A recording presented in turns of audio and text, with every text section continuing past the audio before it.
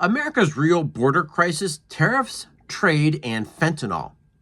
At the Twins Day Festival, I met visitors from New Hampshire, Michigan, New York, Pennsylvania, Vermont, you name it, and they weren't just the MAGA types. While some were, I've got to be honest with you, this is Main Street speaking, and what I heard from Main Street was really more about tariffs, trades, and yes, even fentanyl. And there's something that we all want to pay attention to because the bottom line is between the United States and Canada, we have good relationships, but we also need to address each other's concerns because what's often good for Canada is good for the United States. And the fact of the matter is we've enjoyed prosperity in North America for a long, long time. And so we need to double down on what works. And today's video is all about what works and what can be improved here in the not too distant future. Is up after a sell-off on Wall Street. President Trump threatened more tariffs yesterday, dragging the S&P 500 into correction territory. And now, even with a slight boost, Wall Street stays on track for weekly losses. The Dow heading for its worst week in 2 years. So the first thing we really need to take a look at is why tariffs are part of the border story. And first of all, tariffs on Canada and Mexico impact trucking, logistics, and border towns. Those things we know for certain. And most of the people I spoke with over the weekend said this most definitely has an impact on them. But U.S. companies are adapting to rising prices and cutting jobs. Those things are going on and they affect both Canada and the United States. One Michigan couple told me, we support fair trade, but if it's not going to be making our groceries cheaper and car repairs more expensive, then goodness sakes, what does fair trade really look like? This really wasn't about ideology. It wasn't about a political party as much as it was what's affecting their wallet. And the fact of the matter is, I heard the same stories from Canadians. And while they were able to come to the festival and visit, the fact is they share some of the very same concerns, and those are Main Street and Maple Street issues. So I want to make sure that we're really aware of some of the other concerns here, and fentanyl and supply chains are very realistic things, specifically in those border areas between the United States and Canada. Fentanyl isn't just coming from the south, from the Mexican border. It's really tied to Asia and Mexico's shipping routes. Weak supply chain oversight can make drug flow harder to stop, and that's just a cold, hard reality. And one Buffalo resident told me, we hear about fentanyl all the time, but never about the economic drivers that are keeping it flowing. That's an important thing that we all need to be aware of. Border security is also economic security, and you can't have one without the other. And you could have economics, but if the economics do lead to an undermining of the overall national security of a nation and a people, then it's something you really need to pay close attention to.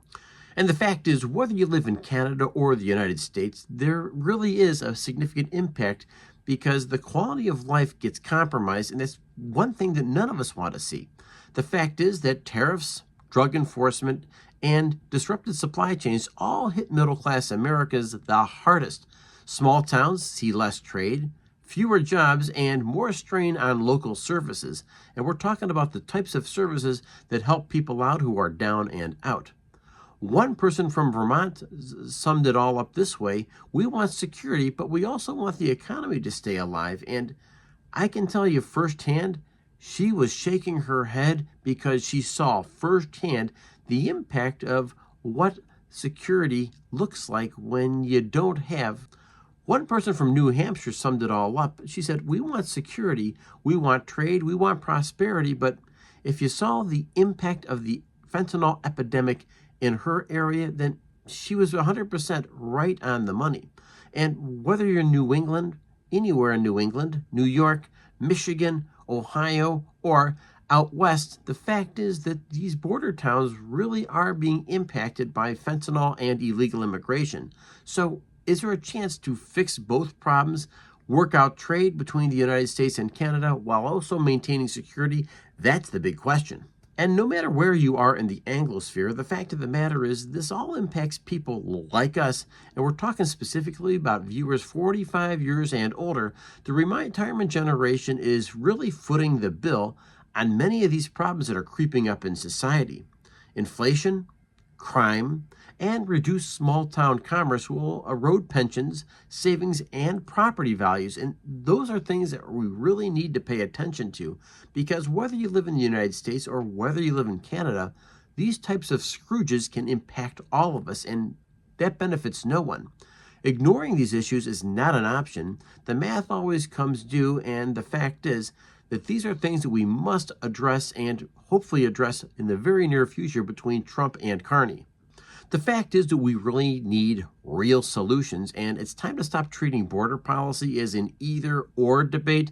The fact is that Canada doesn't have to lose if the United States wins, and the United States doesn't have to lose if Canada wins. That there's got to be what's in the best interest of North American prosperity, and that's the real prism that we need to look at things through.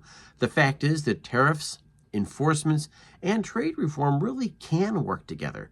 If Canadians at Twin States can find common ground over maple syrup and Ohio barbecue, maybe you can too, and that's what we need our leadership to do, because there is much more in common between our peoples than there are economic strife. The fact of the matter is we can all connect the dots, and we all want the same things.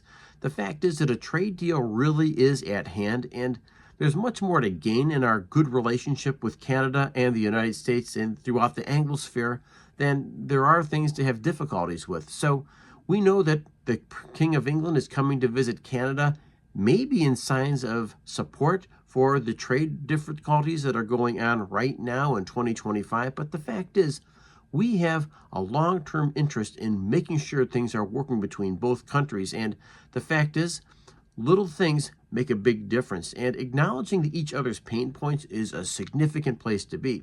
With that, my name is Brian. Thank you for joining me for the Economic Report. Make sure you are liked and subscribed to this channel so I continue delivering to your inbox. It doesn't cost you a cent, and it does wonders for this channel. Remember, folks, the biggest battle you fight is the one between your ears over your thoughts, actions, and attitude. I will catch you next video. Thanks for joining me.